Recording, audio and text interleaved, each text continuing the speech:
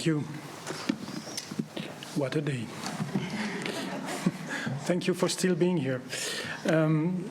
What a day. Congratulations to DCAF on this fantastic commemoration and this anniversary.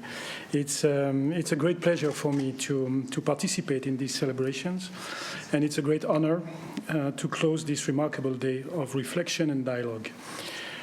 Let me begin also by expressing our deep appreciation to DCAF's leadership, its staff, and its partners across the world. 25 years is not only an anniversary, it is a milestone that testifies to sustained relevance, credibility, and impact. The three Geneva centers, DCAF, together with, I can never pronounce this, so GICHD and GCSP, were built, as we know, at the initiative of the Swiss government. They are instruments of the Swiss foreign policy, grounded in the belief that investing in soft powers makes all the difference. A security sector built on the principles of good governance, trust, and integrity becomes a partner in conflict prevention and sustainable development, one that advances peace instead of undermining it. While this reflects our core values, it also serves our common interests. Global stability directly impacts Europe's prosperity and security. When DCAF was established in 2000 as a contribution to NATO's Partnership for Peace initiative, it focused on Eastern Europe and the support of democratic transitions, civilian oversight, and parliamentary engagement on security matters. Today, DCAF has helped shape a global community of practice, a network of professionals, policymakers, and civil society actors committed to the principle that security is a public good, not a private privilege. DCAF's footprint extends now to more than 60 countries, often fragile contexts spanning the Middle East, Sub-Saharan Africa, Asia, and beyond. Over these years, DCAF has become a global reference point, an institution that has helped governments and societies navigate the delicate but essential process of aligning security with democratic values. And most importantly, ensuring that those who hold power do so in the service of their people. Especially in fragile and conflict-affected contexts, security sector reform is one of the most political yet most transformative endeavors a society can undertake. As we witness today rising military spending, often at the expense of international cooperation, good security sector governance is more important than ever. We have heard in multiple ways today that the way the security sector is governed directly affects how individual and national security are perceived and how freedom and rights are enjoyed. This is true whether one lives in Switzerland, across Europe, or in the global south. A security sector that serves people instead of threatening them and that respects and protects the rights of people is much more than just a technical reform of good governance. It is the cornerstone of conflict prevention and the foundation on which lasting peace can be built. As already noted by my colleague, Ambassador Tim Enderlin, this morning, and as we experienced it again today, in an increasingly polarized world, Geneva, with its ecosystem and institutions such as DCAF, offers something rare and precious. A space where dialogue endures, where trust can be built or rebuilt, and where the values of humanity and international law are defended and promoted. DCAF's impact is evident, not only at the global level, but also on the ground, in the regions where we work and for the people we serve, including, for example, in Europe and across the Middle East, in a variety of very challenging contexts.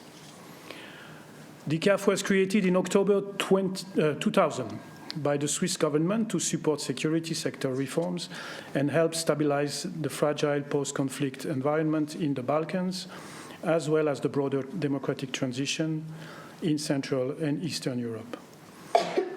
At that time, if I can be personal, I was a diplomatic desk officer for the Western Balkans in the Foreign Ministry in Bern. I took up my function on the 6th of October 2000, so maybe for the young generation here, this doesn't ring a bell, but on the 5th of October, Milosevic was thrown out in Belgrade, and on the 6th, I started my position. This was my first full position in the ministry after my traineeship, and I can tell you I had to hit the ground running. So at the time, I was that diplomatic desk officer, and I was following developments in the region closely, obviously. And I recall very well how DCAF engaged in the region very rapidly after the overthrow of Slobodan Milosevic, providing such an important early support to security institutions as they began their necessary reforms. And I think from that moment on, the proof of the pudding was made, and DCAF had proved its importance and its relevance and its potential. In my current position, I recently visited Lebanon and then Syria. With 17 years of continuous engagement in Lebanon, as we heard earlier, DCAF has become a well-known and trusted partner. It has built an impressive portfolio of activities and partnerships that advance good governance within the security sector, with the overarching aim of ensuring that the Lebanese population receives security services that meet their needs while fully respecting human rights. In Syria, needless to say, security and security sector-related issues are clearly among the most pressing priorities. There is no doubt that DCAF's work will be of great relevance in this context as well, as we heard this afternoon as well. Switzerland already launched a pilot project with DCAF upon the request of the transitional government, and we look forward to exploring other opportunities in the future. Today's panels brought together a wealth of insights and recommendations. I am not going to try and summarize. But they have reminded us that the global landscape has profoundly changed since DCAF's founding. The war in Ukraine and a weakened multilateral system has shaken the foundation of international security and challenged rule of law-based norms and principles. This only reminds us that peace, democracy, and multilateral cooperation can never be taken for granted. In this new reality, the role of governance, transparent, accountable, inclusive, and participatory governance, becomes even more vital. Because when governance breaks down, violence and insecurity fill the void. And this is why it is so essential for the international community to rally behind principles that truly matter: strengthening governance, rebuilding trust, and ensuring that security institutions serve people, not power. As we close the day, let me once again express gratitude to all of you, to the panelists, moderators, and participants who have enriched our discussions with insight and honesty today, to DCAF's leadership and team. Your professionalism, commitment, and quiet diplomacy embody the very values and modus operandi that Switzerland stands for.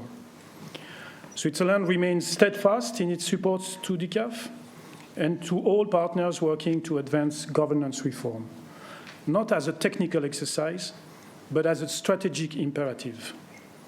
And Switzerland will continue to champion approaches that place people, their safety, their rights, their dignity at the center of security policy.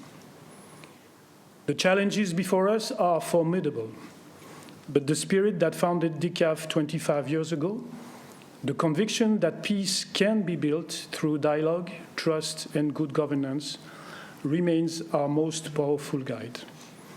Let us all carry that spirit and insights from today's discussion onward. We look forward to the continuation of this partnership. Thank you.